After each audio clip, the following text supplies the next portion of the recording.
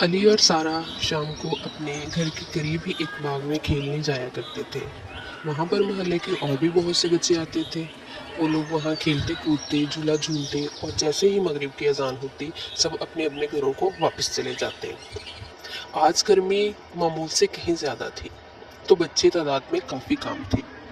علی اور سارہ وہاں کھیلنے گئے۔ سارہ جھولوں کی طرف چلی گئی اور علی بال کے ساتھ کھیلنے لگا۔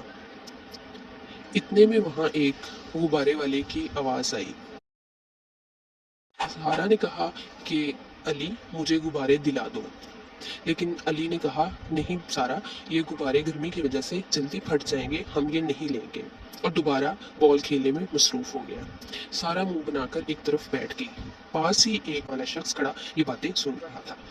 اس نے سارہ سے کہا یہ میرے سے پیسے لے لو اور جا کے غبارے لے لو، لیکن سارہ نے وہ شخص پہلے کبھی نہیں دیکھا تھا۔ وہ اس شخص کو دیکھتے ہوئے ڈر گئی اور اس نے شور مچا دیا۔